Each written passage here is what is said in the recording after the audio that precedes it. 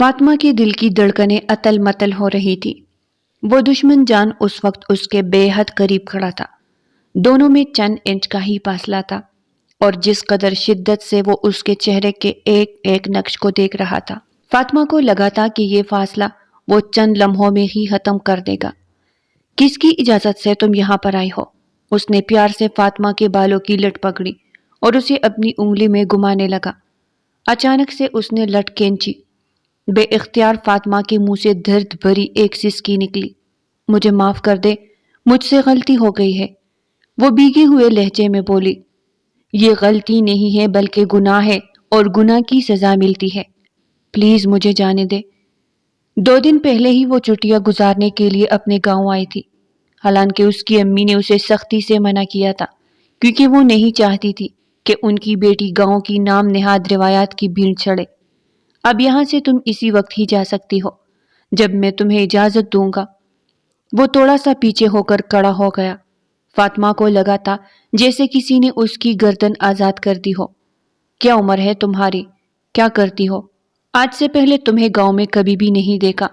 وہ اسے سر سے لے کر پاؤں تک دیکھتا ہوا پراسرار لہجے میں بولا۔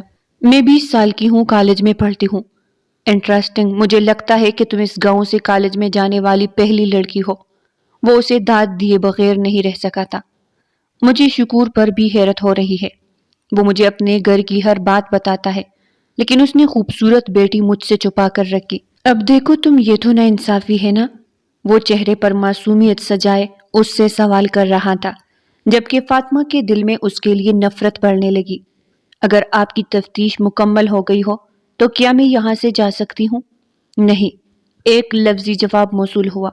اس کی نظریں دروازے کی طرف اٹھے جو کھلا ہوا تھا۔ ایک لمحے کی دیری کے بغیر وہ اس طرف بھاگی، مگر سلطان پھرتی کا مظاہرہ کرتے ہوئے اس کا ہاتھ پکڑ کر اسے ایک جھٹکے سے اپنی جانب کھینچ چکا تھا۔ وہ زور سے اس کے سینے سے جا کر ٹکرائی۔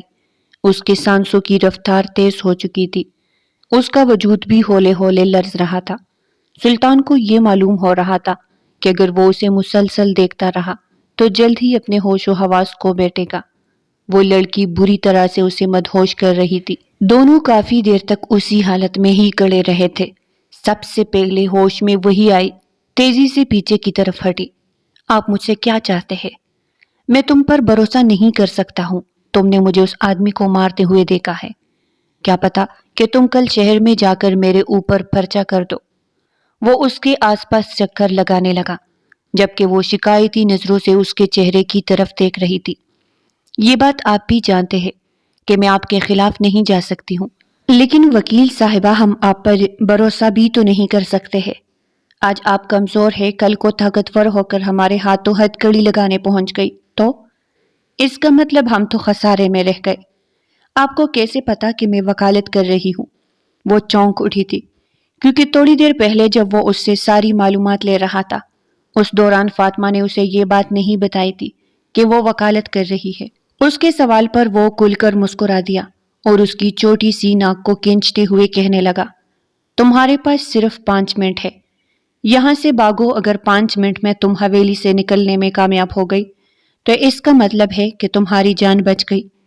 یہاں سے جانے کے بعد کسی کو بھی اس واقعے کے بارے میں نہیں بتانا، ورنہ پھر جو تمہارے والدین کا میں حشر کروں گا وہ ساری دنیا کے سامنے عبرت کا نشان بن کر رہ جائیں گے۔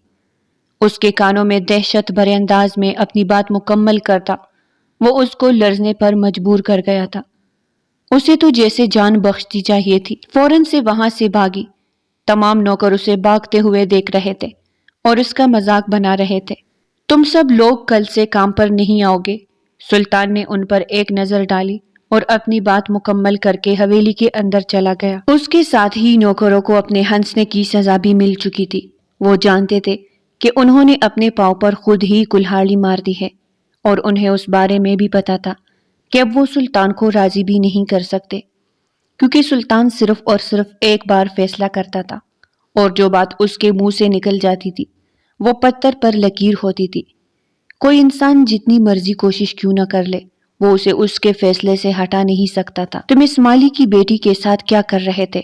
مجھے تم سے یہ امید نہیں تھی کہ تم اپنا وقت اس 2 ٹکے کی لڑکی کے ساتھ برباد کرو گے۔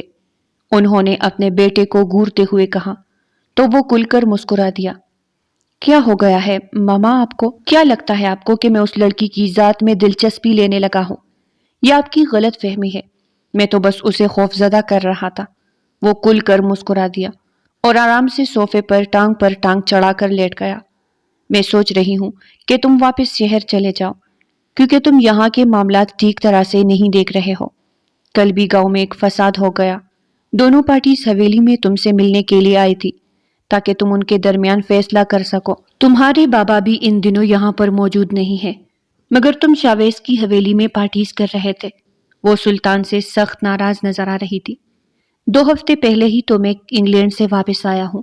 آپ کیا چاہتے ہیں کہ یہاں پر آتے ہی کام کاج شروع کر دوں؟ تھوڑی سی مجھے بھی ریلیکسنس ملنے چاہیے۔ میں نے کب کہا ہے کہ تم آرام نہ کرو، مگر میں کہہ رہی ہوں کہ تھوڑا سا گاؤں کے معاملات میں بھی دلچسپی لو، کیونکہ کل کو یہ سب کچھ تم نے ہی دیکھنا ہے۔ تمہارے بابا کی طبیعت اب بہت زیادہ خراب رہنے لگی ہے۔ وہ اس پوزیشن میں نہیں ہے کہ پورا دن جرگے میں بیٹھے رہا کرے۔ اب ان کی جگہ تم نے ہی سنبھالنی ہے۔ اس نے کوفت سے ایک گہری سانس کھینچی۔ فی الحال میں اپنے کمرے میں جا رہا ہوں، مجھے کوئی بھی ڈسٹرب نہ کرے۔ سنو، تمہاری خالہ تمہاری شادی کے بارے میں پوچھ رہی تھی۔ انہوں نے اپنی بیٹی کا رشتہ بھی میرے سامنے رکھا ہے۔ مجھے تو جویریہ میں کوئی برائی نظر نہیں آئی۔ اچھی خاصی آنکھوں دیکھی لڑکی ہے، نظروں کے سامنے ہی پروان چڑھی ہے، شریف ہے، خوبصورت ہے، سب سے بڑھ کر یہ کہ عزت دار اور امیر گھرانے سے تعلق رکھتی ہے۔ ایک مرد کے لیے اس سے بڑھ کر فخر کا مقام اور کوئی نہیں ہوتا کہ اس کی بیوی عزت دار ہو۔ میں چاہ رہی ہوں کہ تمہاری اس کے ساتھ رشتے کی بات شروع کروں۔ سلطان کے ماتھے پر بل پڑ گئے۔ بڑی مشکل سے اس نے اپنے غصے پر کنٹرول کیا تھا۔ ماما، میں نے آپ کو پہلے ہی بتایا تھا کہ شادی میں اپنی مرضی سے کروں گا۔ میری یہ بات بھی کان کھول کر سن لو کہ تمہاری شادی کسی بڑے گھر میں ہی ہوگی۔ اگر تم نے کسی 2 ٹکے کی فضول لڑکی کو اپنی زندگی میں داخل کرنے کے بارے میں سوچا تو مجھ سے برا کوئی بھی نہیں ہوگا۔ وہ اسے انگلی اٹھا کر دھمکی دے رہی تھی، جبکہ ماں کے اس انداز پر وہ مسکرا دیا تھا۔ امی، آپ کو کیوں لگتا ہے کہ سلطان کسی معمولی سی لڑکی پر ہاتھ رکھے گا؟ آپ بے فکر ہو جائے، میرا معیار آپ کے معیار سے بھی کئی گنا اونچا ہے۔ انہیں بھائی آنکھ مارتا وہ اپنے کمرے میں جا چکا تھا، مگر کوئی بھی نہیں جانتا تھا کہ اس کی قسمت میں کیا لکھا ہوا ہے۔ بعض اوقات انسان کے بڑے بڑے بول اسے منہ کے بل گرا دیتے ہیں۔ رات کا وقت تھا، وہ اپنے کمرے میں لیٹا آرام کر رہا تھا۔ نیند اس کی آنکھوں سے کوسوں دور تھی۔ وہ ہرنی جیسی آنکھیں بار بار اس کی آنکھوں کے سامنے گھومنے لگتے۔ بے اختیار وہ اپنے بٹ پر اٹھ بیٹھا۔ اس نے اپنے سینے کے پہلے 2 بٹن بھی کھول دیے تھے اور گہری گہری سانس لینے لگا تھا۔ وہ نہیں جانتا تھا کہ اسے کیا ہو رہا ہے۔ کچھ سوچتے ہوئے وہ بٹ سے نیچے اترا، پاؤں میں جوتے ڈال کر حویلی کے اندرونی حصے سے باہر نکل گیا۔ اسے معلوم نہیں تھا کہ وہ کہاں پر جا رہا ہے۔ اس کی نگاہیں بے ساختہ آس پاس کسی کو تلاش کر رہی تھی، جبکہ اس کے ذہن میں صرف اور صرف اسی لڑکی کا چہرہ آ رہا تھا۔ بے اختیار وہ ایک جگہ پر رک گیا جہاں پر اس نے اس لڑکی کو پہلی بار دیکھا تھا۔ یہ مجھے کیا ہو رہا ہے؟ میں اس کے بارے میں کیوں اتنا سوچ رہا ہوں؟ اس نے بے چینی سے اپنی پیشانی مس لی۔ اور میں کیوں اس کے پیچھے جا رہا ہوں؟ میں تو اس گاؤں کا سردار ہوں، میرے ایک حکم پر یہاں پر کچھ بھی ہو سکتا ہے۔ اسے میرے پاس آنا چاہیے۔ یہ سوچتے ہی اس کے لبوں پر ایک پر اصرار سی مسکراہٹ پھیل گئی۔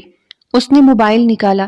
شفیق، 15 منٹ کے اندر اندر وہ لڑکی میرے پاس لے آؤ۔ اس نے فوراً سے حکم جاری کیا۔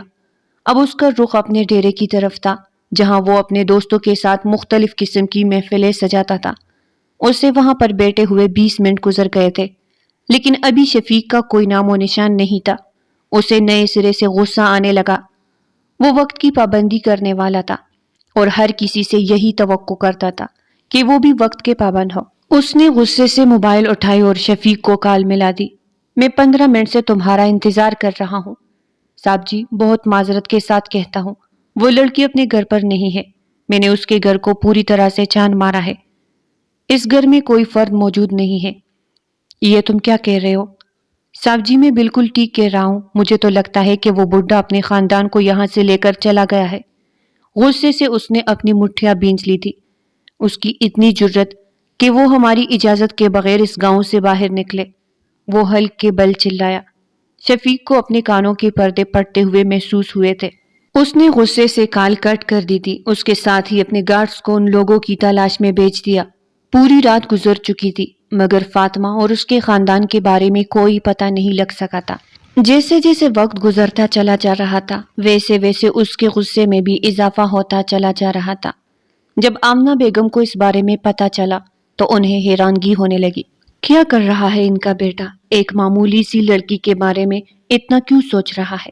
اگر وہ یہاں سے چلی گئی ہے تو اس پر لعنت بیچ کر معاملے کو رفع دفع کرے۔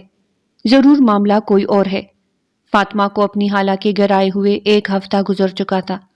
وہ چھت پر بیٹی اپنی اسائنمنٹ مکمل کر رہی تھی جب اسے جانے پہچانی خوشبو محسوس ہوئی۔ اس کے لبوں پر ایک پیاری سی مسکراہٹ پھیل گئی۔ وہ جانتی تھی کہ سکندر ہے۔ محترمہ ہر وقت کتابوں میں ہی سر دے کر بیٹھی رہتی ہے، تھوڑا سا ہمیں بھی وقت دے دیا کرے، آپ کی نوازش ہوگی۔ جب سے آپ یہاں پر آئی ہے 3ری بار آپ کا چہرہ دیکھنے کو ملا ہے۔ یا تو کمرے میں بند رہتے ہیں یا پھر گھر کے کاموں میں ہی لگی رہتی ہے۔ وہ شکایت کیے بغیر نہیں رہ سکا تھا۔ فاطمہ نے بے ساختہ اپنی گھنی پلکیں اٹھائی۔ اس کی آنکھوں میں چمکتی ہوئی خوشی دیکھ کر وہ اندر تک سرشار ہو گیا تھا۔ محترم، آپ جانتے ہیں کہ ہماری پڑھائی تھوڑی سی مشکل ہے۔ آج محنت کروں گی تو کل کسی بڑے مقام پر پہنچوں گی۔ اس دوران اگر آپ میرا ساتھ دینے کی بجائے مجھ سے شکوے کریں گے تو معاملات تھوڑے سے دشوار ہو جائیں گے۔ آپ مجھے کامیاب دیکھنا چاہتے ہیں نا؟ وہ اس کی آنکھوں میں دیکھتے ہوئے ایک امید سے بولی تھی۔ ارے ہم تو آپ کو کامیابی کی بلندیوں پر دیکھنا چاہتے ہیں۔ وہ کرسی کھینچ کر اس کے مقابل میں ہی بیٹھ گیا تھا۔ مجھے بتاؤ کیسی پڑھائی جا رہی ہے؟ اگر کسی بھی چیز کی ضرورت ہو تو تم بلا جھجک مجھ سے کہہ سکتی ہو، اور اگر کوئی بھی تنگ کرے تو صرف اپنے غلام کو ایک فون کر دینا، اگلے ہی لمحے تمہارا کام ہو جائے گا۔ وہ ایک آرمی آفیسر تھا۔ 2 ہفتے پہلے ہی اپنے گھر 1 مہینے کی چھٹی پر آیا تھا اور اسی دوران وہ بھی اپنے خالہ جان کے پاس چلی گئی تھی۔ نوشین بیگم نے اپنی بہن کو ساری حقیقت بتا دی تھی اور کومل بیگم نے انہیں یقین دلایا تھا کہ وہ اس معاملے میں اپنی بہن کی مدد کرے گی۔ نوشین صاحبہ کا 1 مہینے تک اپنی بہن کے ساتھ ہی رہنے کا ارادہ تھا۔ اس کے ساتھ ساتھ وہ گھر بھی تلاش کر رہی تھی۔ پہلے جو پیسے وہ اپنی بیٹی کے ہاسٹل کی فیس کے لیے رکھتی تھی، انہوں نے سوچا تھا کہ ابھی انہی پیسوں سے وہ گھر کا کرایہ ادا کر دے گی۔ ان کے شوہر نے بھی ایک چھوٹی سی فیکٹری میں جاب شروع کر دی تھی۔ اس کے ساتھ ساتھ وہ بھی بچوں کو ٹیوشن پڑھاتی تھی۔ ان کے مالی حالات کافی حد تک ٹھیک تھے۔ جہاں تک اس کے کالج کی فیس تھی تو وہ ایک ہونہار اسٹوڈنٹ تھی۔ ہر سال ہی اسے اسکالرشپ ملتی تھی۔ اس کے کالج کے اخراجات نہ ہونے کے برابر تھے۔ زندگی میں سکون تھا۔ اس کے لیے وہ اپنے رب کا جتنا بھی شکر ادا کرتی کم تھا۔ تم نے شادی کے بارے میں کیا سوچا ہے؟ 26 سال کا ہو گیا ہوں میں، کچھ تو مجھ پر ترس کھاؤ۔ تو آپ 26 کے ہوئے ہیں، میں تو بھی صرف اور صرف 20 کی ہوں اور ایک چھوٹی سی بچی ہوں۔ وہ آنکھیں گھماتے ہوئے بولی تو وہ اسے گھورنے لگا۔ لڑکی، صرف اپنے بارے میں سوچ رہی ہو، تھوڑا سا میرے بارے میں بھی سوچو۔ 4 سال کے بعد میرے بال گرنا شروع ہو جائیں گے اور جب ہمارے بچے پیدا ہوں گے تو کیا سوچیں گے کہ ماما اتنی پیاری اور جوان جبکہ بابا بڈھے اور گنجے، وہ مزاحیہ خیز انداز میں بولا تھا۔ بے ساختہ وہ کلکلا کر ہنسنے لگی۔ خالہ جان نے امی جان سے ہمارے رشتے کی بات کی ہے۔ انہوں نے فیصلہ کیا ہے کہ کچھ ہی دنوں کے بعد ہم لوگوں کی منگنی کر دیں گے، پھر دوبارہ جب آپ چھٹی پر آئیں گے تو ہم دونوں کا نکاح کروا دیں گے، لیکن رخصتی اسی وقت ہوگی جب میری پڑھائی مکمل ہو جائے گی۔ تو مطلب اب تمہاری پڑھائی میری رکیب بنی ہوئی ہے۔ اگر تمہیں پڑھنے کا شوق نہ ہوتا تو کب کا شادی کر چکا ہوتا، لیکن تمہارے اس شوق کی وجہ سے خاموش ہو جاتا ہوں۔ مجھے صرف پڑھنے کا نہیں بلکہ نوکری کرنے کا بھی شوق ہے۔ آپ کو پہلے سے ہی بتا رہی ہوں، میں ایک بہت بڑی وکیل بنوں گی۔ ٹھیک ہے میڈم صاحبہ، میں نے پہلے کبھی آپ کا حکم ٹالا ہے؟ جاب ٹالوں گا، جیسا آپ کہے گی ویسا ہی ہوگا، وہ اسے مان بخشتے ہوئے بولا تو وہ کھل کر مسکرا دی۔ خدا کی کرم نوازی ہے جو اس نے تمہیں میری زندگی میں لایا، اور اس کے لیے میں اپنے رب کا جتنا بھی شکر ادا کروں کم ہے۔ وہ جذبات سے چور لہجے میں بولی تھی۔ سکندر، تم یہاں پر کیا کر رہے ہو؟ جلدی سے نیچے جاؤ، کومل بیگم نے اپنے بیٹے کو گھورتے ہوئے کہا تو وہ فوراً سے نیچے بھاگ گیا، جبکہ وہ اپنی ہونے والی بہو کی طرف متوجہ ہو گئی تھی۔ تم کل میرے ساتھ بازار چلنا، میں تمہارے لیے منگنی کا پیارا سا جوڑا خریدوں گی۔ ارے خالہ جان، اس کی ضرورت نہیں ہے، میرے پاس بہت اچھے اچھے جوڑے ہیں، آپ بس سادگی سے رسم کر دیجئے گا۔ پہلے ہی آپ کا بہت خرچہ ہو گیا ہے۔ وہ وہی بات کر رہی تھی جو اسے نوشین بیگم نے کرنے کے لیے کہی تھی۔ کومل بیگم کو بے ساختہ اپنی ہونے والی بہو پر پیار آیا۔ انہوں نے اس کا ماتھا چوما۔ تم صرف میری بہو نہیں ہو بلکہ میری بیٹی بھی ہو، اور تمہارے معاملے میں اپنے سارے خواب پورے کروں گی۔ اس کے ساتھ ساتھ تمہیں بھی کسی چیز کی کمی محسوس نہیں ہونے دوں گی۔ وہ جذبات سے چور لہجے میں بولی تھی۔ کیا تم لوگوں کو شکور کے بارے میں کچھ پتا چلا؟ جیسے ہی وہ حویلی کے اندر داخل ہوا، اس کی نظر شفیق پر پڑی جو اس کی امی کے کمرے سے باہر نکل رہا تھا۔ نہیں صاحب جی، ان کے بارے میں کچھ بھی نہیں پتا چلا ہے۔ خدا جانے انہیں زمین کہا گئی ہے یا آسمان نکل گیا ہے۔ ان کا کوئی تو رشتہ دار ہوگا جن کے پاس انہوں نے پناہ لی ہوگی۔ شکور کا کوئی بھائی نہیں ہے اور اس کی بیوی کے خاندان کے بارے میں کوئی کچھ نہیں جانتا ہے۔ شفیق نے دو ٹوک انداز میں بات ہی مکمل کر دی۔ اس سے پہلے کہ وہ وہاں سے جاتا، سلطان نے اس کا بازو مضبوطی سے پکڑا۔ اب میں خود اسے ڈھونڈنے کے لیے جا رہا ہوں۔ اگر وہ لڑکی مجھے مل گئی تو میں تمہیں نہیں چھوڑوں گا۔ شفیق کے چہرے کے تاثرات بگڑ گئے تھے۔ وہ یکدم ہی بہت زیادہ خوفزدہ نظر آنے لگا تھا۔ صاحب جی، اس سے پہلے کہ وہ مزید کچھ کہتا، سلطان نے اس کا بازو ایک جھٹکے سے چھوڑا اور خود تن فن کرتا ہوا آمنہ بیگم کے کمرے کے اندر داخل ہو گیا۔ میں نے آپ سے کہا تھا کہ آپ جویریہ سے میرے رشتے کی بات نہیں کریں گے۔ وہ ان سے پوچھ نہیں رہا تھا بلکہ ان پر چلا رہا تھا۔ یہ تم کس لہجے میں بات کر رہے ہو؟ کیا تم تمیز بھول چکے ہو؟ وہ بھی اسی کی ہی ماں تھی، جیسے اس کا یہ لہجہ برداشت کرتی۔ فی الحال مجھے تمیز نہ سکھائے۔ جو آپ سے پوچھ رہا ہوں اس کا جواب دے۔ اگر آپ یہ چاہتی ہے کہ میں نکاح کے دن انکار کر کے اس عورت کو ساری دنیا کے سامنے ذلیل کر دوں تو ٹھیک ہے، آپ کی یہ خواہش بھی پوری کرنے کے لیے تیار ہوں، مگر یہ غلط فہمی اپنے دل سے نکال دیجئے گا کہ میں اسے اس حویلی کی بہو بنا کر لاؤں گا۔ میں اسی عورت کو ہی اپنی زندگی میں جگہ دوں گا جو یہاں اس نے اپنے دل کی طرف اشارہ کیا، جو اس جگہ پر حکومت کرے گی۔ ماہ و سال تیزی سے گزرتے چلے جا رہے تھے۔ فاطمہ کی صرف اور صرف 1 سال کی ہی پڑھائی رہتی تھی۔ اب وہ انٹرن شپ کر رہی تھی اور بہت جلد سکندر کی دلہن بھی بننے والی تھی۔ وہ لوگ ایک الگ گھر میں شفٹ ہو گئے تھے، مگر جب بھی سکندر چھٹی پر آتا تھا اپنی خالہ کے گھر کا چکر ضرور لگاتا تھا۔ اب وہ کیپٹن بن چکا تھا، ڈیوٹی پر بھی ہوتا تب بھی اس کے لیے وقت نکال کر اسے کال کرتا تھا، اس سے اس کے دن کا حال پوچھتا تھا، اس کی خیریت دریافت کرتا تھا، ہر مہینے اس کے لیے کوئی نہ کوئی چھوٹا سا تحفہ خرید کر بیچتا تھا۔ وہ اسے ایک پل کے لیے بھی احساس نہیں ہونے دیتا تھا کہ وہ اسے بھول گیا ہے۔ وہ اسے ہر وقت ہی اہمیت دیتا تھا۔ اس کی محبت نے وہ خود کو سرشار محسوس کرتی تھی، مگر کبھی کبھار جب اسے سلطان کی یاد آتی تھی تو اس کا دل خوف سے کانپنے لگتا تھا، کیونکہ یہ بات تو وہ بھی جانتی تھی کہ سلطان اپنی ضد کا پکا ہے، اور جب سلطان کوئی کام ٹھان لیتا ہے تو اسے مکمل کر کے ہی رہتا ہے۔ اس نے تو سلطان کے دل پر کھاری ضرب لگائی تھی۔ وہ اسے کچھ سوچنے سمجھنے کا موقع دیے بغیر ہی وہاں سے نکل آئی تھی۔ کیا وہ کبھی مجھے ڈھونڈ پائے گا؟ اس نے بے اختیار خود سے سوال کیا، اور اگر اس نے مجھے ڈھونڈ لیا تو اس کے آگے وہ سوچ بھی نہیں سکی تھی، کیونکہ جواب بڑا واضح سا تھا۔ حویلی میں اس کی سلطان کے ساتھ پہلی ملاقات نہیں تھی، بلکہ اس سے پہلے بھی وہ اس سے ملاقات کر چکی تھی۔ اس سے یہاں پر آنے کے بعد اس بارے میں معلوم ہوا تھا۔ شدید تپتی دوپہر تھی، اسے کیریا کھانے کا دل کر رہا تھا جو اس وقت صرف اور صرف حویلی والوں کے باغ میں موجود تھی۔ بہت ہی آہستگی سے اس نے اپنے گھر سے باہر قدم نکالے، کیونکہ جانتی تھی کہ ذرا سی آخر پر اس کی ماں کی آنکھ کھل جائے گی۔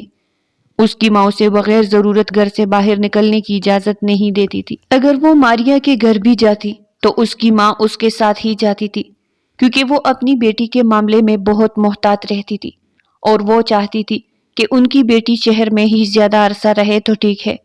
وہ اسے گاؤں میں بھی رہنے کی اجازت نہیں دیتی تھی۔ کبھی کبھار جب وہ بہت زیادہ گھبرا جاتی تھی تو بغیر بتائے ہی گاؤں چلی جاتی تھی۔ اس پر بھی نوشین بیگم بہت واویلا مچاتی تھی۔ اس کے پیچھے کئی وجوہات تھے۔ وہ جس گاؤں میں وہ رہتی تھی وہاں پر بہت سے وڈیرے بھی تھے، جن میں سے سب سے بڑا سردار سلطان کا باپ فیروز تھا۔ باقی وڈیرے اس کے مقابلے میں کم اثر رسوخ رکھتے تھے، لیکن اچھی خاصی طاقت کے مالک تھے۔ اس گاؤں میں جو بھی خوبصورت لڑکی انہیں پسند آتی تھی وہ اسے اٹھا لیتے تھے۔ اسی لیے آمنہ بیگم چاہتی تھی کہ ان کی بیٹی کسی کی نظروں میں نہ آئے۔ جہاں تک فیروز صاحب کے خاندان کا سوال تھا تو وہ شروع سے ہی اس بات کے خلاف تھے۔ اب جب چونکی گاؤں والوں نے انہیں سردار بنا لیا تھا تو ان سے بہت سی امیدیں بھی لگائی تھی، جن میں سے ایک امید یہ تھی کہ وہ لڑکیوں کو اٹھانے کا معاملہ رکوائیں۔ انہوں نے سب وڈیروں کو بلا کر ایک میٹنگ رکھوائی۔ اس کے ساتھ ہی انہیں دھمکی دی تھی کہ اگر کسی نے اس فیصلے کے خلاف جانے کی کوشش کی تو اسے کھڑی سزا دی جائے گی، اور یہ سزا انہیں گاؤں والوں کے ہاتھوں دلوائی جائے گی۔ تو یہ ان لوگوں کے لیے شرمندگی کا مقام تھا کہ اپنے سے کمتر لوگوں کے ہاتھوں وہ ذلیل ہوتے ہیں جن پر انہوں نے ساری عمر حکمرانی کی تھی۔ انہوں نے اس بات کی ذمہ داری بھی اپنے بیٹے کے حوالے کر دی تھی۔ ماریا، اٹھو چلو، میرا اکیلے کھانے کے لیے دل للچا رہا ہے۔ 2 دن کے بعد میں نے ویسے بھی شہر واپس چلے جانا ہے، پھر کئی مہینوں تک وہاں پر ہی رہوں گی۔ پلیز میری یہ آخری خواہش پوری کر دو۔ وہ چھوٹے بچوں کی طرح اس کی منتیں کر رہی تھی۔ ماریا دوسری طرف کروٹ بدل کر لے گئی۔ جاؤ یار، تم بھی جا کر سو جاؤ اور مجھے بھی آرام کرنے دو۔ وہ گہری نیند میں تھی اور اسے نیند سے اٹھانا جنگ عظیم میں فتح حاصل کرنے کے مترادف تھا۔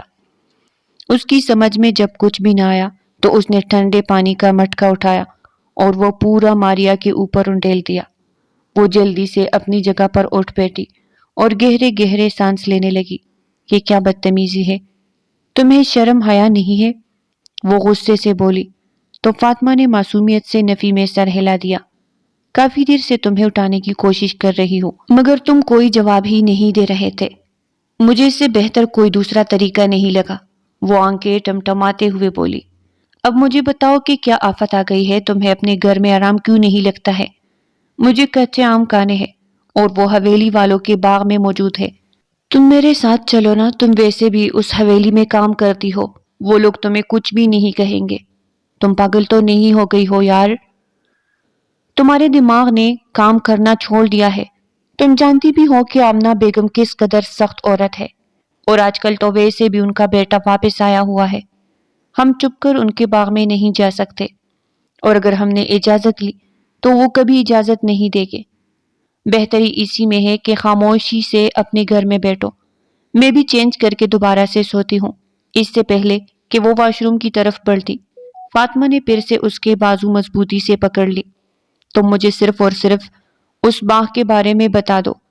میں تم سے وعدہ کرتی ہوں کہ تمہیں اندر ساتھ لے کر نہیں جاؤں گی، اور اگر کچھ ایسا ویسا ہوا تو میں تمہارا نام بھی نہیں لوں گی، سارا الزام اپنے سر لے لوں گی۔ دیکھو اس میں خطرہ ہے، اور تم جانتی ہو کہ میں تمہیں خطرے میں اکیلے نہیں جھونک سکتی۔ ماریا بے بسی سے بولی تھی، اور پھر نہ چاہتے ہوئے بھی وہ اپنی بے وقوف دوست کے ساتھ تپتی ہوئی دوپہر میں اپنے آرام دہ گھر کو چھوڑ کر باہر نکل گئی۔ دور دور تک کسی آوارہ کتے کا بھی نام اور نشان نہیں تھا۔ گرمی اس قدر شدید تھی کہ سارے جانور بھی درختوں کی چھاؤں میں بیٹھے ہوئے تھے، جبکہ وہ بے وقوفوں کی طرح تپتی ہوئی دھوپ میں چل رہی تھی۔ اگر کوئی ہمیں اس حالت میں دیکھ لے تو ہمیں بے وقوف ہی سمجھیں گے، ماریا نے جلے ہوئے دل سے کہا۔ ہم لوگوں کی پرواہ کریں گے تو انجوائے نہیں کر پائیں گے۔ اگر تم زندگی کھل کر جینا چاہتی ہو تو لوگوں کی باتوں کو نظر انداز کرنا شروع کر دو۔ فاطمہ کے لہجے میں بھلا کی لاپرواہی تھی، یوں جیسے اسے کسی کی بات سے کوئی فرق ہی نہ پڑتا ہو۔ یہ باتیں صرف کتابوں تک ہی اچھی لگتی ہے میری جان، حقیقی زندگی میں لوگوں کو دیکھ کر ہی چلنا پڑتا ہے اور ان کی مان کر ہی زندگی گزارنی پڑتی ہے، کیونکہ ہم جس معاشرے میں رہتے ہیں وہ لوگوں سے ہی مل کر بنی ہوئی ہے۔ واہ واہ، کیا فلسفہ جا رہا ہے! تمہیں تو رائٹر بننا چاہیے۔ بس کر جاؤ، مجھے غصہ نہ دلاؤ، پہلے ہی میرا بی پی ہائی ہے۔ ماریا نے اسے لتاڑ کر خاموش کروا دیا۔ تھوڑے ہی دور ایک بہت بڑے پیمانے پر بنا ہوا باغ دکھائی دینے لگا۔ حیرت کی بات یہ تھی کہ باغ کے سامنے چوکیدار نہیں کھڑا تھا، اور نہ ہی وہاں پر کوئی اور پہرہ دار موجود تھا۔ دروازہ بھی کھلا ہوا تھا۔ ہماری تو عیاشی ہو گئی، اس نے پرجوش انداز میں کہا۔ اس سے پہلے کہ وہ اندر جاتی، ماریا نے اس کی بازو مضبوطی سے پکڑی۔ مجھے لگتا ہے کہ حویلی سے کچھ لوگ یہاں پر آئے ہیں۔ اگر یہاں پر لوگ ہوتے تو باہر گاڑیاں کھڑی ہوتی۔ تم تو جانتی ہو کہ حویلی والے اگر پڑوس میں بھی جائیں گے تو اپنی بڑی سی کالی گاڑی میں بیٹھ کر جائیں گے۔ اندر کوئی بھی نہیں ہے، اس لیے پریشان ہونے کی ضرورت نہیں ہے۔ اس کے لہجے میں صدا کی لاپرواہی تھی۔ اپنی دوست کی باتوں کو نظر انداز کرتے ہوئے وہ اس باغ کے اندر داخل ہو گئی۔ بڑے بڑے آم کے درخت تھے جہاں پر چڑھنا مشکل ہی نہیں ناممکن تھا۔ اس کی خوش قسمتی یہ تھی کہ ایک آم کا درخت دیوار کے قریب تھا۔ وہ پہلی دیوار پر چڑھ اس کے بعد آم کی ٹہنی کو پکڑ کر اس پر بندر کی طرح چڑھنے لگی۔ سلطان جو کہ تھوڑی دیر پہلے ہی وہاں پر آ کر بیٹھا تھا اور باقی درختوں کا جائزہ لے رہا تھا، ایک لڑکی کو بندروں کی طرح درخت پر چڑھتا ہوا دیکھ کر حیران رہ گیا۔ اس کے لبوں پر ایک شرارتی سی مسکراہٹ پھیل گئی تھی۔ وہ اپنی جگہ پر اٹھ کھڑا ہوا۔ اس نے دیکھا کہ درخت کے نیچے ہی ایک اور لڑکی کھڑی تھی جس نے اپنے چہرے کو چھپا رکھا تھا اور وہ خوفزدہ نظروں سے دائیں بائیں دیکھ رہی تھی۔ وہ اس لڑکی کو پہچان چکا تھا۔ یہ اس کی حویلی میں کام کرنے والی ایک نوکرانی تھی۔ کیا ہو رہا ہے یہاں پر؟ ماریا جانی پہچانی مردانہ آواز سن کر اپنی جگہ پر اچھل پڑی۔ بے ساختہ نظریں اٹھا کر دیکھا تو وہاں پر وہی دشمن جان کھڑا تھا جس سے وہ حویلی میں بھی اکتراتی ہوئی پھرتی تھی، کیونکہ اسے اس عجیب اور غریب انسان سے بہت خوف محسوس ہوتا تھا۔ جاؤ تم یہاں سے، اس نے اسے گھورتے ہوئے کہا۔ مگر صاحب وہ میری دوست، اس نے کچھ بولنا چاہا مگر سلطان کی گوری پر نہ چاہتے ہوئے بھی خاموش ہو گئی اور تیزی سے اس باغ سے باہر نکل گئی۔ دل ہی دل میں وہ اپنی دوست کے لیے دعائیں کر رہی تھی جس نے خود اپنے پاؤں پر کلہاڑی ماری تھی۔ اب وہ پرست سے ہاتھ باندھ کر درخت کے نیچے کھڑا تھا۔ وہ کچے آم اتار کر نیچے کی طرف پھینک رہی تھی اور اس کے ساتھ ہی اسے نصیحتیں کر رہی تھی۔ سارے آم چن لو، ایک بھی یہاں پر نہیں چھوڑنا۔ گھر جا کر اس پر نمک لگا کر آرام سے کھائیں گے۔ میں تو ابھی سے بہت زیادہ ایکسائٹڈ ہوں۔ دل کر رہا ہے کہ اس درخت پر ہی بیٹھ کر کھانا شروع کر دو، مگر حویلی کے جلادوں کا بھی کوئی بھروسہ نہیں ہے۔ اور ابھی جو تم نے اس سلطان کے بچے کے بارے میں بتایا ہے، اس نے ہمیں دیکھ لیا تو ایک نئی قیامت آ جائے گی۔ ویسے میں نے اس انسان کو ابھی تک دیکھا نہیں ہے، مجھے بتاؤ تو صحیح کہ وہ کیسا ہے؟ کیا وہ شکل سے بھی جلاد دکھائی دیتا ہے یا پھر ہینڈسم سا بندہ ہے؟ اگر خوبصورت ہے تو پھر اس کے بارے میں سوچا بھی جا سکتا ہے۔ وہ کچھ بھی سوچے سمجھے بغیر بولے جا رہی تھی۔ اسے اس بات کا بھی اندازہ نہیں تھا کہ جس جلاد کی شان میں وہ قصیدے پڑھ رہی ہے وہ سب کچھ اپنے کانوں سے سن رہا ہے۔ دیر سارے آم توڑنے کے بعد وہ آرام سے ایک ٹہنی پر جا کر بیٹھ گئی اور گہرے گہرے سانس لینے لگی۔ اچانک ہی اس کی نظر زمین کی طرف اٹھی۔ اسے لگا کہ ساتوں آسمان اس کے سر کے اوپر آ کے گر گئے ہیں۔ وہاں پر کوئی خوبصورت نوجوان مرد کھڑا تھا، ہاتھ لپیٹے بہت ہی فرصت سے اسے دیکھ رہا تھا۔ ارے میڈم، خاموش کیوں ہو گئی ہے؟ اور بھی بولے، میں اپنے بارے میں مزید سننا چاہتا ہوں، دیکھنا چاہتا ہوں کہ آپ میرے بارے میں اور کتنے نادر خیالات رکھتی ہے۔ وہ اس قدر بکلا گئی کہ اس کا پاؤں پھسلا۔ اس سے پہلے کہ زمین پر گرتی، سلطان نے پھرتی کا مظاہرہ کیا اور اسے اپنے بازو میں سمیٹ لیا۔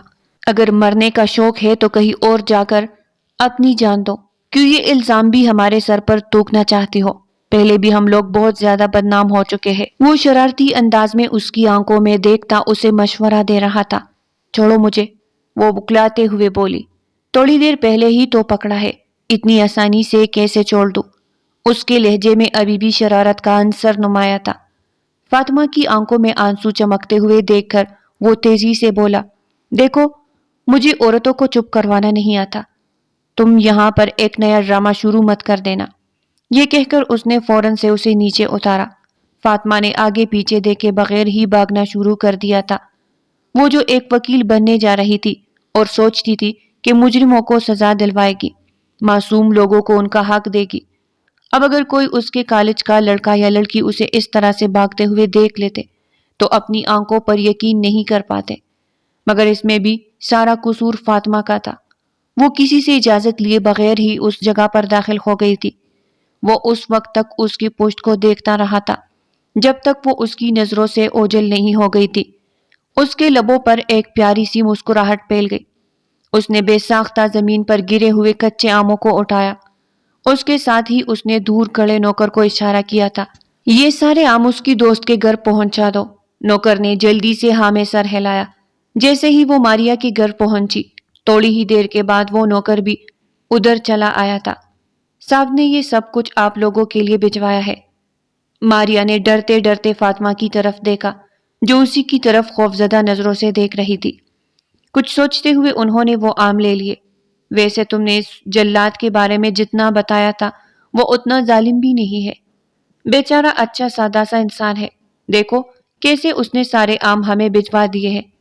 फातिमा केरियो से इंसाफ कर रही थी, उसके साथ साथ मजे से उसकी शान में कसीदे पढ़ रही थी। तुम्हें तो उसने कुछ नहीं कहा, देखना मेरा तो उसने बेड़ा गर्क कर देना है। मुझे तो अब हवेली में जाते हुए भी खौफ महसूस हो रहा है, अगर उसने बड़ी मालकिन को बता दिया। अरे यार डरो नहीं, मुझे नहीं लगता कि हवेली के मर्द हर बात अपनी औरतों को बताते हैं, उसने लापरवाही से कहा। जब वो घर वापस आई तो उसके बाबा की तबीयत काफी हद तक खराब थी। पिछले 2 दिनों से वो हवेली काम करने के लिए नहीं जा सकी थी। वो इस बारे में नहीं जानती थी कि जिस हवेली में उसके बाबा काम करने जाते हैं वो सुल्तान की ही है। अरे बाजान आप बेफिक्र हो जाए, कल मैं आपकी जगह वहां पर चली जाऊंगी, उसने अपने बाप को तसल्ली दी। उसकी अम्मी जान मुतमईन नहीं हो रही थी। अगले दिन वो अम्मी की गैर मौजूदगी में वहां से चली गई। जैसे ही उसने हवेली में कदम रखा, चौकीदार भागता हुआ उसके पास आया। तुम यहाँ पर क्या कर रही हो? उसने चौकीदार को अपने बाप का नाम बताया तो वो हैरान रह गया। क्या तुम वाकई उसी इंसान की बेटी को? क्योंकि वो लड़की बहुत हसीन थी, चांद का टुकड़ा मालूम होती थी, जबकि उसके मुकाबले में उसके बाप का रंग मानन पड़ गया था। उसके चेहरे पर जलिया थी, कामकाज ने उसे वक्त से पहले ही बूढ़ा कर दिया था। अगर तुम्हारी इन्वेस्टिगेशन खत्म हो गई हो तो क्या मैं अंदर जा सकती हूँ? उसने काटदार लहजे में कहा। तो चौकीदार जल्दी से साइड पर होकर खड़ा हो गया। अभी वो अंदर दाखिल हुई थी कि उसे गोली चलने की आवाज सुनाई दी। वो जी जान से लर्ज उठी। ये आवाज हवेली के पिछले हिस्से की तरफ से आई थी। वो शशो पंच में मुब्तला हो गई थी कि उसे वहां से जाना चाहिए या नहीं। कुछ सोचते हुए वो उस तरफ कदम बढ़ाने लगी। सामने नजर आने वाले मंजर को देखकर उसके मुंह से एक जोरदार चीख निकली। सुल्तान ने बेसाख्ता नजरें फेर कर उस लड़की को देखा जो एक बार फिर उसके सामने आ चुकी थी। इससे पहले कि वो वहां से भागती, सुल्तान ने अपने एक गार्ड को इशारा किया और खुद बेसमेंट में चला गया। थोड़ी ही देर के बाद वो लड़की वहां पर मौजूद थी। तुमने यहाँ पर क्या देखा? वो नॉर्मल से अंदाज में सवाल करने लगा। मैंने कुछ भी नहीं देखा है, उसने खौफ से अपनी आंखें बंद कर ली। हकीकत तो ये थी कि उसने देखा था कि सुल्तान ने एक आदमी को बाजू पर गोली मारी थी। देखो मैं किसी को भी सफाई देने का पाबंद नहीं हूँ और ना ही मुझे इस चीज की आदत है। मैंने जो कुछ भी किया है वो बिल्कुल ठीक था और अगर तुम मेरी जगह पर होती तो तुम भी ऐसा ही करती। प्लीज मुझे यहाँ से जाने दो, उसने कांपती हुई आवाज में कहा था। उसे उस वडेरे से पहली बार बहुत खौफ महसूस हो रहा था। वो ये बात भी जानती थी कि जब तक वो एक वकील नहीं बन जाती या फिर किसी बड़ी पोस्ट पर नहीं चली जाती तब तक वो उन वडोरों का कुछ भी नहीं बिगाड़ सकती। अरे तुम्हें मुझसे डरने की जरूरत नहीं है। वो उसकी तरफ बढ़ा तो वो तेजी से पीछे की तरफ हटी। अपनी जगह पर ही रुक जाओ, अब अगर 1 इंच भी हिली तो मुझसे बुरा कोई नहीं होगा। वो खौफजदा होकर वहीं पर ही रुक गई थी। थोड़ी देर तक वो उसे घूरता रहा। उसे छोटे मोटे सवालात करने के बाद वो उसे वहां से भेज चुका था। उसका इरादा अगले दिन उस लड़की को दोबारा तलब करने का था, मगर उसी रात वो अपनी माँ को सारी हकीकत बताकर उस गांव से ही फरार हो गई थी। वो कोई छोटी बच्ची नहीं थी जो उस वडेरे की नजरों के मफहूम को ना समझती और ना ही इस कदर नादान थी कि उसे सुल्तान के अगले कदम के बारे में पता ना होता। इसके लिए सबसे अहम चीज अपनी इज्जत बचाना था और वैसे भी इस गांव में ऐसे बहुत से मामलात हो चुके थे जिसमें लड़कियों को जबरदस्ती अगवा किया जाता था और फिर उनसे निकाह कर लिया जाता था। चंद महीनों के बाद वडेरे उन्हें छोड़ देते थे। वो नहीं चाहती थी कि वो इस तरह की किसी रस्म का हिस्सा बने, मगर वो ये बात भी नहीं जानती थी कि ये रस्म तो कब का सुल्तान खत्म कर चुका है। अब किसी भी छोटे मोटे वडेरे की इतनी हिम्मत नहीं थी कि वो किसी लड़की की तरफ आंख उठाकर भी देखता। और उस दिन सुल्तान ने जिस आदमी को बाजू पर गोली मारी थी वो उसके किए की सजा थी। कल रात को उसने एक लड़की को परेशान किया था और उसका जबरदस्ती हाथ पकड़ा था। जिस हाथ से उसने उस लड़की को छुआ था सुल्तान ने उसी बाजू को ही तोड़ दिया था और उसके साथ साथ गांव वालों को भी समझा दिया था। मगर उस लड़की का वहां से चुपचाप भाग जाना उसे एक आंक नहीं बाया था।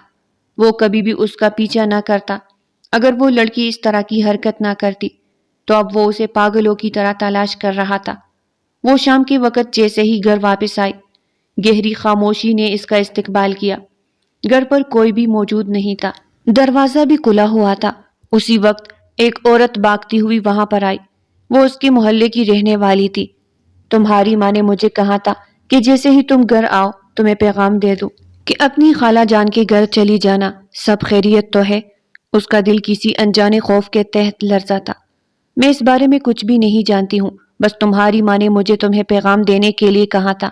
وہ تمہارا نمبر ڈائل کر رہی تھی مگر فون بند جا رہا تھا۔ فاطمہ کو یاد آیا کہ اس کا موبائل ڈیڈ ہو چکا تھا۔ اس نے فوراً سے رکشہ پکڑا اور اپنی خالہ کے گھر چلی گئی۔ جیسے ہی اس نے دروازے پر قدم رکھا، سامنے نظر آنے والے منظر کو دیکھ کر اسے لگا تھا کہ اس کے قدموں کے نیچے سے زمین نکل گئی ہے۔ پورا صحن اس وقت فوجیوں سے بھرا ہوا تھا۔ انہوں نے لکڑی کا ایک تابوت اٹھا رکھا تھا۔ آس پاس کھڑی عورتیں بین کر رہی تھی۔ اس کی خالہ بار بار بے ہوش ہو جاتی اور جب ہوش میں آتی تو اپنے بیٹے کا نام پکارنے لگتی، وہ سکندر، جسے کچھ ہی دنوں میں اس کی شادی ہونے والی تھی، جس کے ساتھ اس نے اپنی زندگی گزارنے کے خواب دیکھے تھے۔ وہ وطن کے نام اپنی جان قربان کر چکا تھا۔ اس کا دل پھٹنے کو تیار تھا۔ وہ وہی دروازے میں ہی گر گئی اور اونچی اونچی آواز میں رونے لگی۔ عورتیں اس کی طرف متوجہ ہو چکی تھی۔ وہ نہیں جانتی تھی کہ اسے کس نے سنبھالا تھا۔ اسے بس ایک ہی بات پتا تھی کہ اس کا محبوب اسے اس دنیا میں اکیلا چھوڑ کر چلا گیا تھا۔ وہ محبوب جس سے اس نے بے تحاشا عشق کیا تھا، وہ بری طرح سے ٹوٹ بکھر گئی تھی۔ سارا وقت اپنے کمرے میں ہی بند رہتی تھی۔ وہ یہ بات بھی بھول چکی تھی کہ کچھ ہی دنوں میں اس کی نوکری شروع ہونے والی ہے، اور شاید وہ کبھی نہ سنبھلتی اگر محلے کی ایک عورت اس کے قدموں میں آ کر نہ گرتی۔ میری بیٹی کے ساتھ اس کے شوہر نے ظلم کیا ہے اور سارا زیور بھی اپنے پاس رکھ لیا ہے۔ تم تو کہہ رہی تھی کہ تم وکیل بن گئی ہو، تم میری بیٹی کا کیس کیوں نہیں لڑتی؟ دیکھو ہم غریب لوگ ہیں، ہمارے پاس عزت کے علاوہ اور کچھ بھی نہیں ہے۔ میں تمہارے پاس بڑی امید سے آئی ہوں، میری امید مت توڑنا۔ اور یہ وہ وقت تھا جب کسی نے اسے بری طرح سے جھنجھوڑا تھا۔ اس نے یہ ڈگری اس وجہ سے تو حاصل نہیں کی تھی کہ اسے اپنی غم کی نظر کر دیتی۔ اس نے تو بہت سے غریب لوگوں کی مدد کرنی تھی اور انہیں ان کا حق دلوانا تھا۔ اس دن وہ اپنے کمرے سے نکلی تھی۔ اس دن اس نے دوبارہ سے دنیا کا سامنا کیا تھا۔ تھوڑا سا وقت لگا تھا اور وہ کیس جیتنے میں کامیاب ہو چکی تھی۔ جب وہ کورٹ سے باہر نکل رہی تھی تو سامنے سے آنے والی شخصیت کو دیکھ کر اسے لگا کہ وہ اگلی سانس نہیں لے پائے گی، کیونکہ وہ کوئی اور نہیں بلکہ سلطان تھا۔ جس بات کا ڈر تھا وہ ہو چکا تھا۔ 3 سال کے بعد صحیح، مگر سلطان اس کے سامنے کھڑا تھا۔ اس سے پہلے کہ وہ اپنا راستہ تبدیل کرتی، سلطان اس کے سامنے جا کر کھڑا ہو گیا۔ اب تم کبھی بھی میرے ہاتھوں سے نکل کر نہیں بھاگ سکتی ہو، اور نہ ہی میں تمہیں اس چیز کی اجازت دوں گا۔ جو کام تم نے پہلے کیا ہے اس کی سزا تو تمہیں مل کر رہے گی۔ میں نے کچھ بھی غلط نہیں کیا ہے۔ میں ایک آزاد شہری ہوں، اپنی حدود میں رہتے ہوئے جو دل میں آئے وہ کر سکتی ہوں۔ اگر میں نے وہ جگہ چھوڑی تو اس میں میری مرضی شامل تھی، جو میرا حق تھا۔ ذرا سا قانون کیا پڑھ لیا تم نے؟ تم تو مجھے ہی آنکھیں دکھانے لگی ہو، وہ عجیب سے لہجے میں بولا تھا۔ میں کچھ غلط نہیں کہہ رہی ہوں۔ اپنی بات کہتی وہ اس کے پہلو سے نکل کر جا چکی تھی۔ رات تقریباً 11 بجے کا وقت تھا جب اس کا موبائل بجا۔ ایک انجانے نمبر سے کال آ رہی تھی۔ اسے کسی حد تک شک تو ہو ہی چکا تھا۔ جب موبائل اٹھایا تو دوسری طرف وہی ظالم انسان موجود تھا۔ تمہارے پاس صرف اور صرف 5 منٹ ہے، اپنے گھر کے سامنے آؤ۔ میں نہیں آ رہی، یہ کہہ کر اس نے کٹ سے کال کاٹ دی۔ اگلے ہی لمحے وہ اس کے کمرے کی کھڑکی میں کھڑا تھا۔ وہ بری طرح سے بکلا کے اس سے پہلے کہ وہ کمرے سے باہر نکلتی، سلطان نے اس کا بازو پکڑ کر ایک جھٹکے سے اسے اپنی جانب کھینچا اور اسے زور سے دیوار کے ساتھ لگا لیا۔ وہ اس کی سانسوں کی تپش اپنے چہرے پر محسوس کر رہی تھی۔ تمہیں اندازہ بھی ہے کہ تم نے مجھے کتنا تڑپایا ہے؟ میں نے کچھ بھی نہیں کیا، چھوڑو مجھے اور دور ہو جاؤ ورنہ میں پولیس میں رپورٹ کر دوں گی۔ خبردار جو تم نے مجھے پولیس کی دھمکی دی۔ میں بخدا کسی سے بھی نہیں ڈرتا ہوں، اور تمہارے معاملے میں تو میں اب کسی کا لحاظ نہیں کروں گا۔ محبت کرنے لگا ہوں تم سے، شدید محبت اپنانا چاہتا ہوں تمہیں، اپنی عزت بنانا چاہتا ہوں۔ شروع میں مجھے لگتا تھا کہ تم میری ضد بن گئی ہو، لیکن نہیں، تم تو میرے دل میں گھر کر چکی تھی۔ میں جانتی ہوں کہ تم مجھے بے وقوف بنا رہے ہو، اور تم جیسے وڈیروں کا کام ہی یہی ہے، لڑکیوں کو بے وقوف بنا کر اپنے جال میں پھنسانا اور پھر انہیں استعمال کر کے چھوڑ دینا۔ تم مجھے جتنی مرضی گالیاں کیوں نہ دے دو، مگر میں تمہیں یہ حق نہیں دوں گا کہ تم میرے کردار پر انگلی اٹھاؤ۔ بخدا آج تک کبھی بھی کسی لڑکی کی طرف نظر اٹھا کر نہیں دیکھا۔ تم میری زندگی میں آنے والی پہلی عورت ہو، اور تمہیں ایک گاؤں کے روایات سے مسئلہ تھا نا، تو اب سب کچھ تبدیل ہو چکا ہے۔ کسی میں یہ جرت نہیں ہے کہ وہ لڑکی کی طرف نظر اٹھا کر بھی دیکھ سکے۔ گاؤں میں اب سب کچھ ویسا ہے جیسا تم چاہتی تھی۔ تم مجھ سے کیا چاہتے ہو؟ وہ جنجلاتے ہوئے لہجے میں بولی تھی۔ صرف اور صرف مجھے ایک بار موقع دے دو۔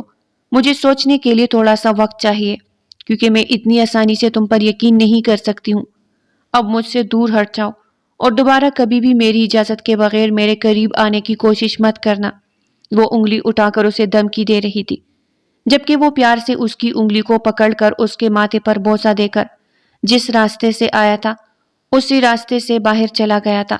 کافی دیر تک اس سے اپنے ماتھے پر سلطان کا لمس محسوس ہوتا جا رہا تھا۔ کیا یہ انسان واقعی تبدیل ہو چکا ہے؟ اس نے اپنے آپ سے سوال کیا۔ نہیں، ایسا نہیں ہو سکتا۔ انسان کی فطرت کبھی بھی نہیں بدلتی۔ خود ہی اس نے اپنے سوال کا جواب دے دیا تھا۔ اس کے بعد اس نے اپنے ایک پولیس والے کو اس کام کے لیے لگا دیا۔ تقریباً 2 مہینے سے وہ سلطان کے خلاف ثبوت اکٹھے کرنے کی کوشش کر رہا تھا، مگر اسے کوئی بھی ایسی ویسی بات نہیں ملی تھی۔ 2 مہینے پورے ہونے کے بعد وہ پھر سے اس کے آفس میں بیٹھا ہوا تھا۔